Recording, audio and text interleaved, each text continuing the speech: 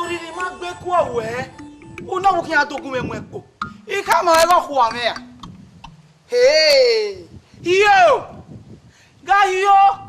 Ke no kan we kin ase. No mi o wi mi we no gbe wa. Ageleri tawe aga yo ko ti zobo mu dada. Ejete mu na won babe na ya ti zobo na te ya mu.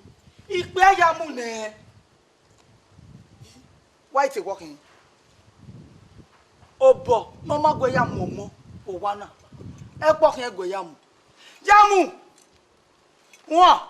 O won eno bu wo wa. Ya sile. Agwa bera agwa biju awa gbon. Wa o wa. Idiot. Oisa, yebere o. Oisa, yebere.